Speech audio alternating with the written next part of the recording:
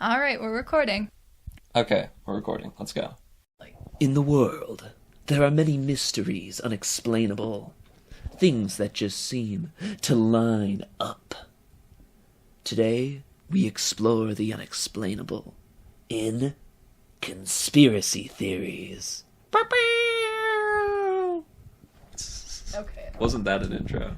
You let me go for that. I did. I really did. How bad was it? No, it wasn't bad. Oh, you seemed really disappointed. I wasn't disappointed. I was just like, of course. All right. Anyway, we were originally going to each bring a little baby conspiracy, and then I remembered that a long time ago, I was in a used bookstore with my brother, and I found a book called Children of the Matrix. And what this is a 500-page comprehensive. It almost feels like an academic paper sometimes. In this podcast, Edward's going to read the entire 500-page book to us. I've never read more than a whole page of this book at any given sitting. So obviously he's an expert. That's a basically joke, this is written by the guy who brought the lizard people conspiracy to the public mind. And yeah, it's 500 pages long. I'm going to have to filter myself because he says some things that are not okay. Yeah. He's not a great person. And but Edward will not be reading the entire 500 there's pages also for some those really of you who haven't clicked off funny yet. things. For example, I'm just going to go through the index and tell you some of the chapters we've got in here. Alright, go. Like, we've got chapter 4, Atlantis Revisited. Oh? Because, see, the lizard people came from Atlantis. See, can you explain what the lizard people theory is? It's 500 pages long. Okay. So roughly what the lizard people theory is that there are a race of lizard people. Okay. And they make up a lot of the world's elite politicians and rich people. They're basically the Illuminati. And they control the minds of the populace and also do human sacrifice. Because they need to drink blood to make them still look like humans and not lizards. I see. Yeah. Okay. So this is a book about essentially lizard people controlling the world. And it's very serious. Oh, it's very serious. Let's take a random page. Oh. Let's.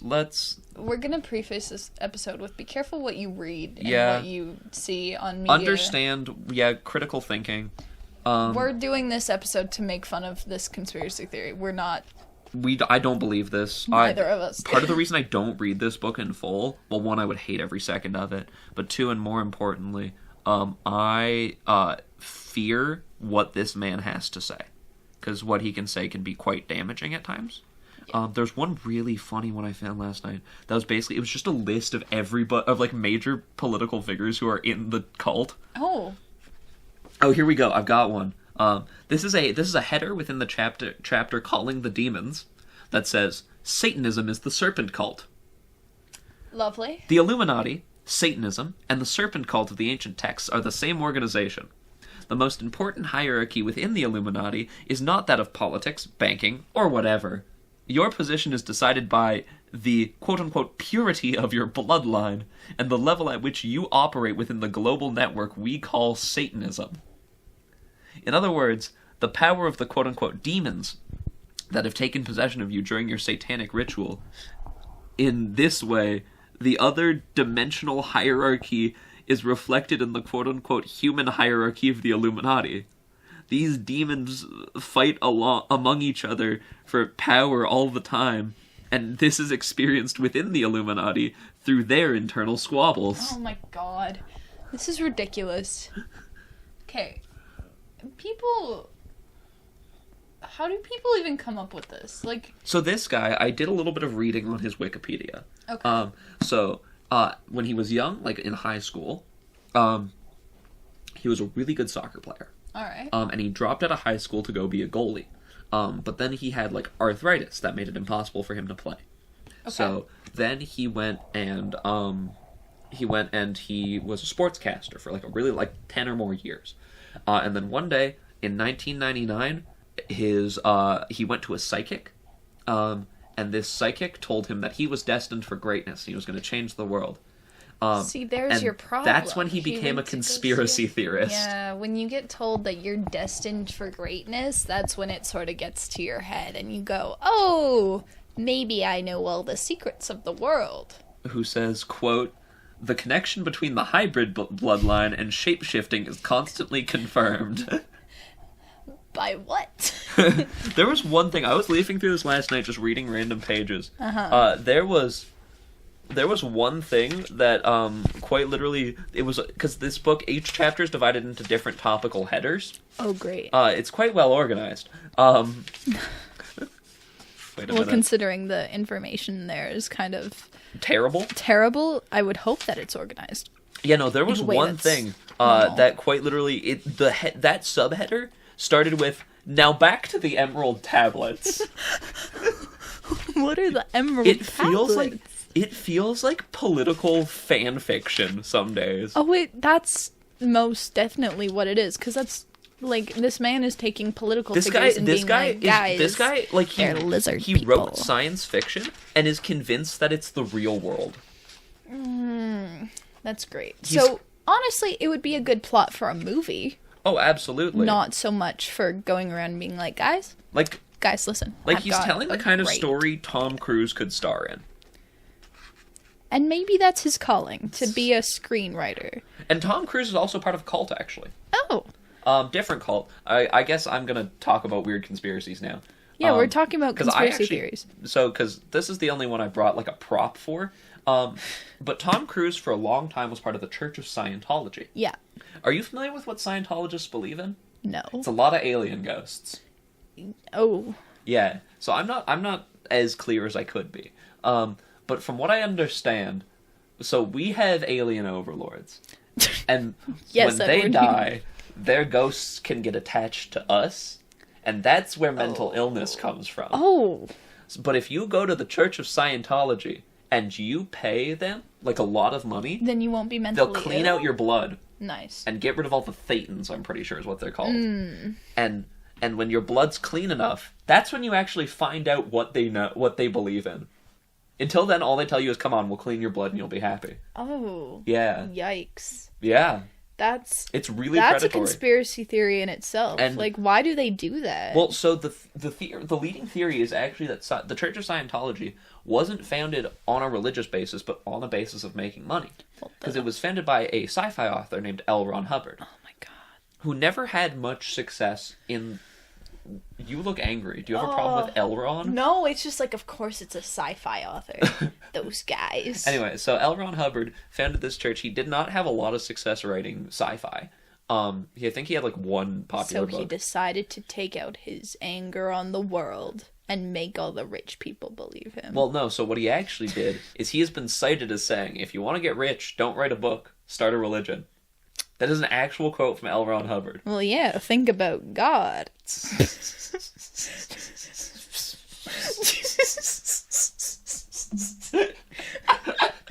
Sitting up there in his ivory kingdom of clouds. We should, like, put a thing at the start of this episode. If you're religious, don't listen to this. Anyway, so the Church of Scientology was really interesting because for a while it was the rich people religion. It was the church the elite followed. Tom Cruise was in it. Mm-hmm. Tom Cruise might still be in it. Same with, like, John Travolta is a Scientologist. Really? Yes. Oh. John Travolta starred in the film adaptation of Battlefield Earth, which was produced by the Church of Scientology. He was also in Hairspray. And Pulp Fiction. And Grease. And Saturday Night Fever.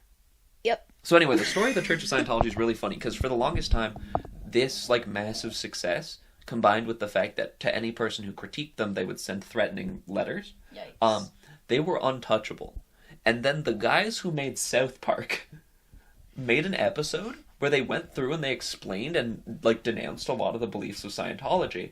And this is actually part of the reason why Scientology is no longer as, like, huge a religion as it was. Yeah, I feel like I heard about it a lot more, like, in the past. Yeah, not so much anymore. So yeah, if you're wondering why Scientology has been crippled as a church, it's South Park.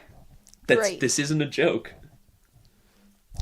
See, I was thinking in this episode we wouldn't get so political, but we really did. But I was gonna pull out, like, the Mandela effect. Oh yeah, sure, we can hit that. Because it's like I don't see how I'm getting political. No, we're just talking about a lot of stuff that's, like, very topical. It's not political. Yeah. It's just like I'm sorry if we offend you. That's not our goal. No, but it's like the Mandela effect, which Did the Monopoly Man have a monocle? Did he No. ever? No, he Really? never had a monocle. Well, That's the Mandela effect. or like the Berenstain Bears. Yeah. It's the Berenstain, but everyone was like, oh, it's the Berenstein Bears, but Yeah. it's really not. Or like there was that guy who was allegedly like from like Torrid. Did you hear about that? No. In like the 50s, he flew from quote unquote Torrid to Tokyo and then disappeared after they put him in a secure building, after they were like, oh, that's not a real place. And the Mandela effect's origin is that it originated in 2009 with Broom, a self-described paranormal researcher and author. By her account, Broom had vividly, yet falsely, recalled Nelson Mandela dying while he was in prison during the 1980s. Is he alive? Not anymore. When did he die? After he got out of prison in the 1980s. Oh, but she thought that he died in prison. She even recollected his widow's speech in riots in some cities. Oh. Upon learning that Mandela was still alive, she initially dismissed her memories as a result of misunderstanding.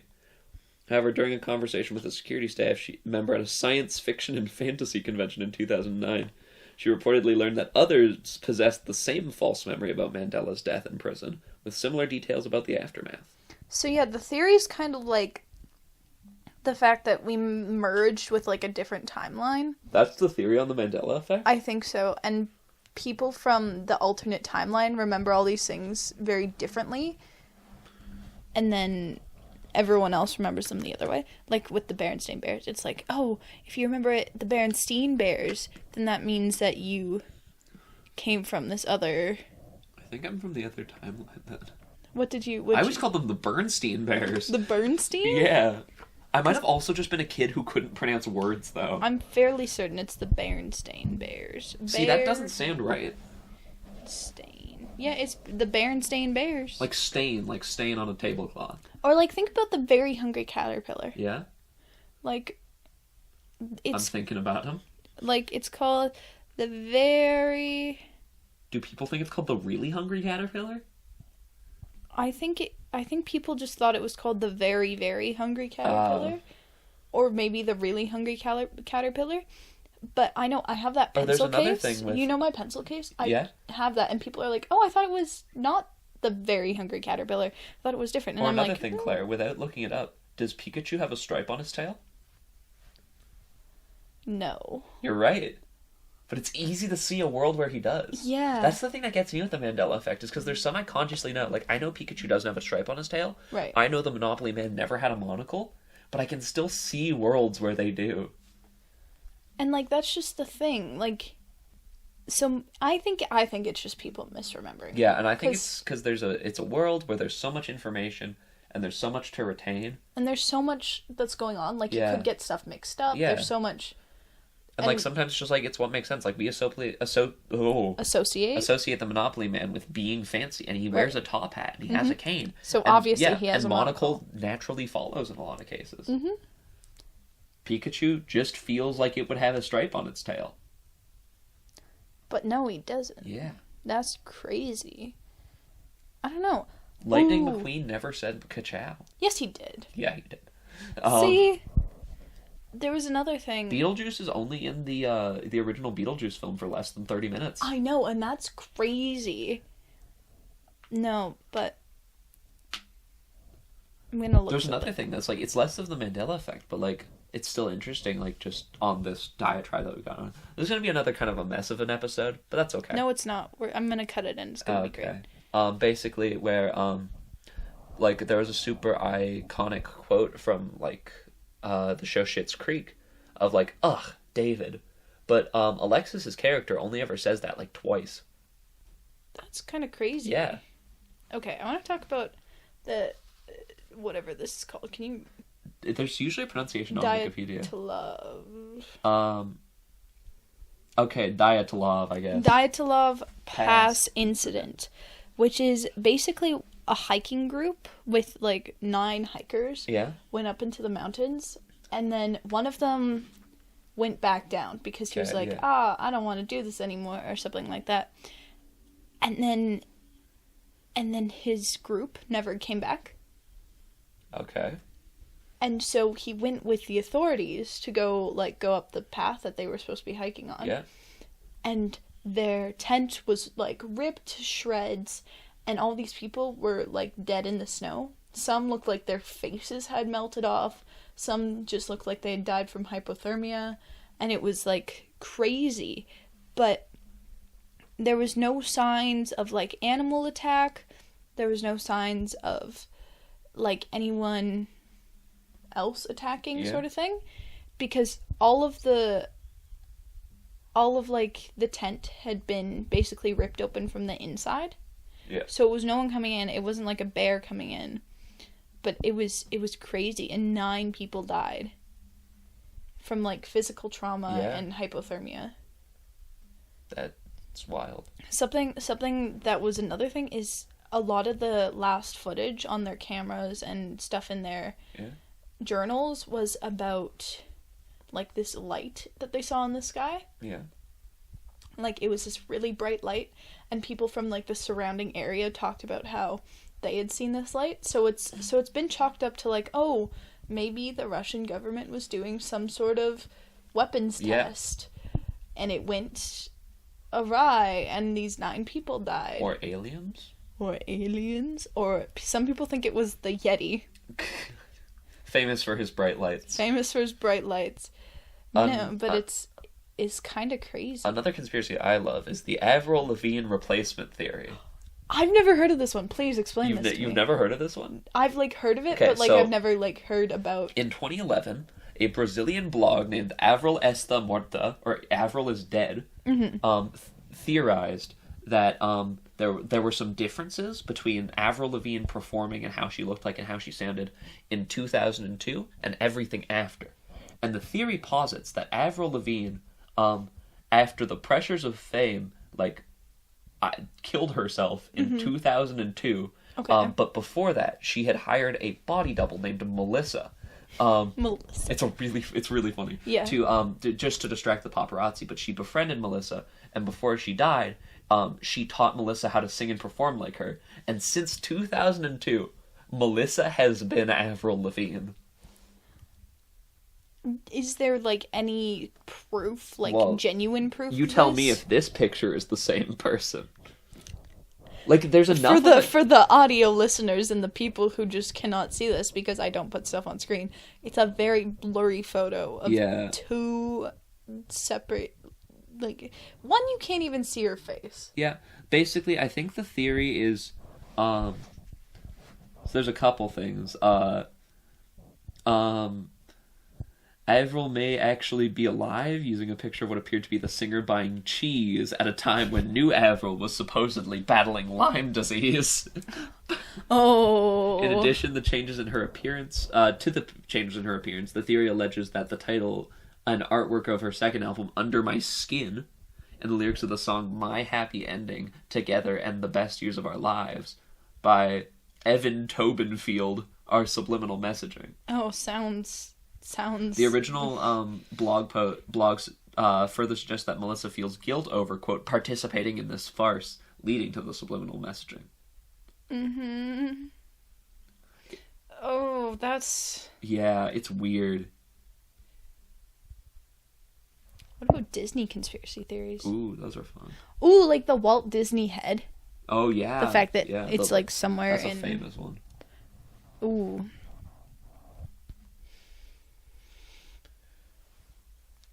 Oh, I found a list called Top 30 Conspiracy Theories. Okay, moon landing fake. Government killed JFK. This is boring. Earth has been sucked into a black hole. Oh, God, I hope not.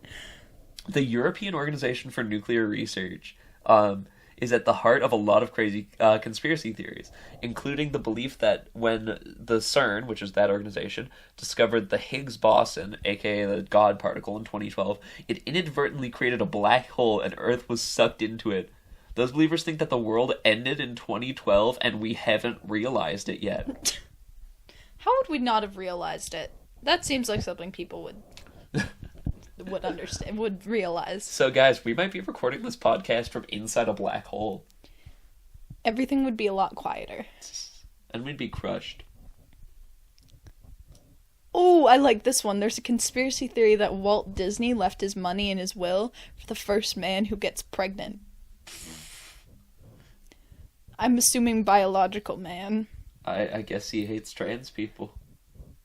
Or really likes them.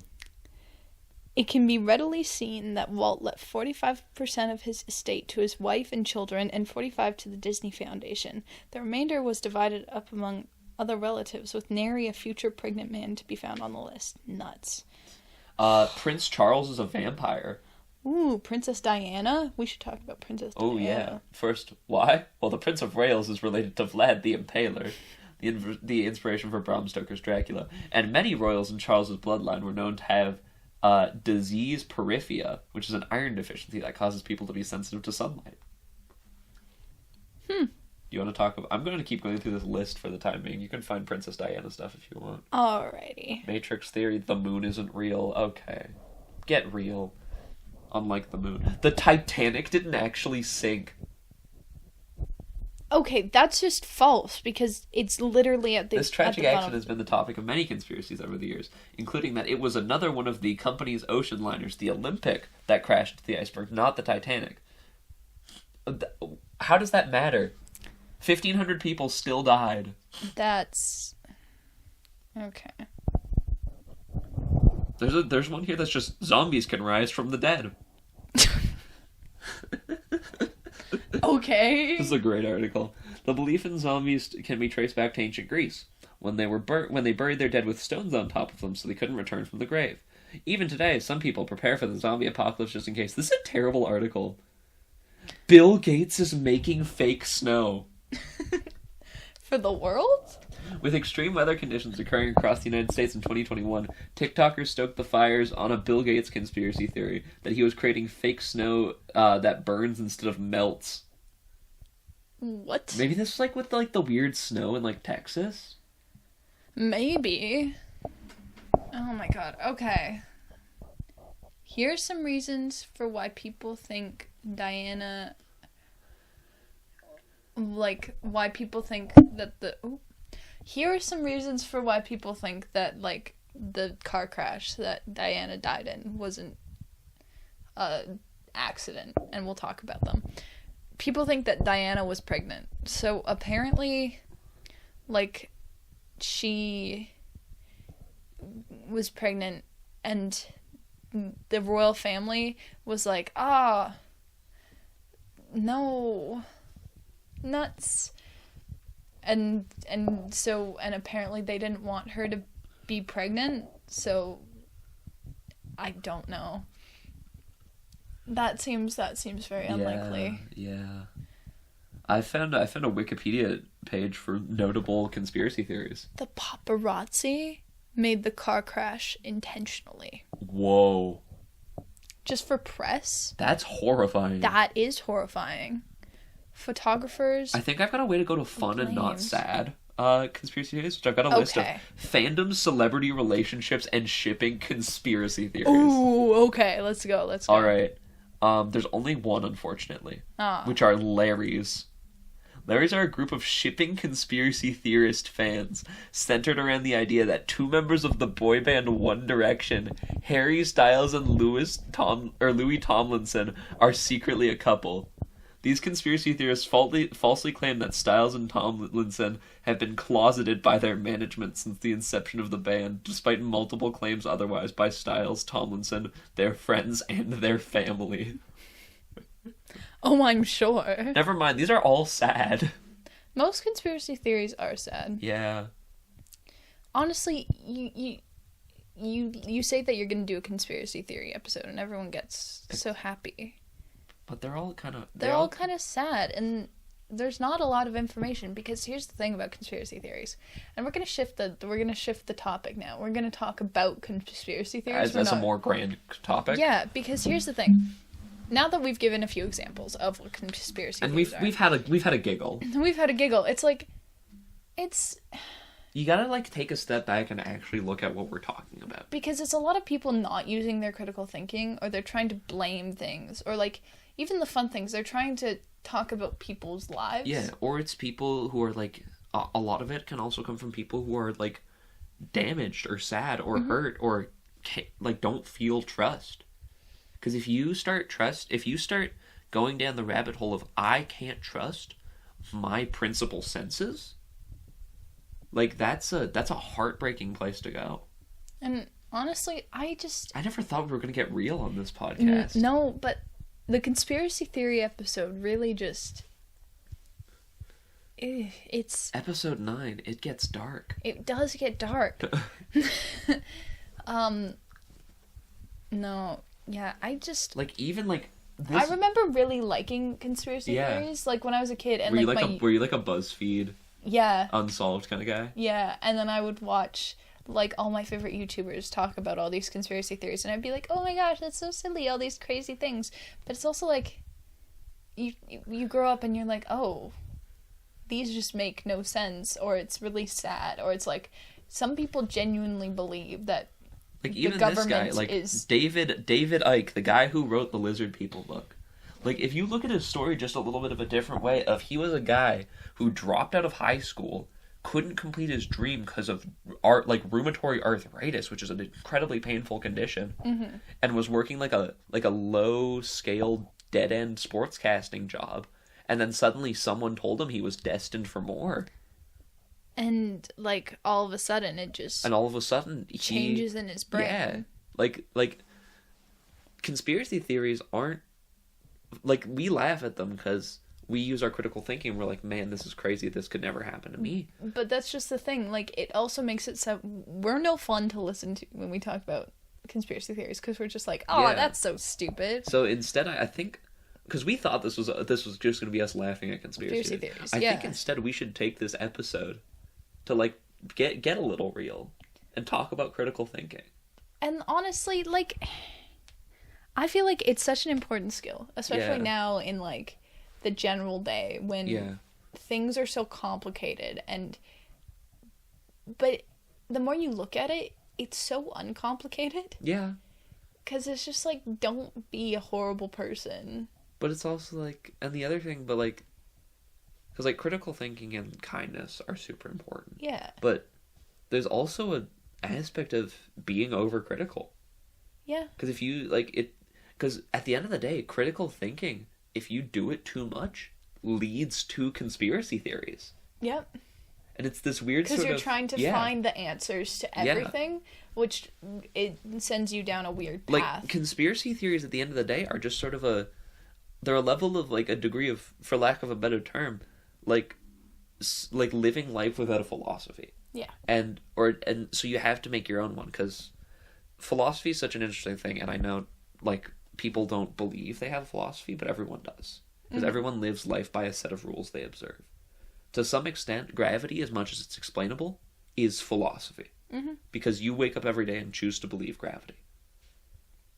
Everything is just something that someone was like, oh, this makes sense. And usually it does. Yeah, but if you start living life doubting, like, everything, then that's how you turn into somebody who is sad and alone and distrustful and can't form meaningful relationships. Do you think David Icke has ever held down a marriage? Because I doubt it. I fully doubt it, because it's just... I don't even... Because what if the person you're married to is a lizard?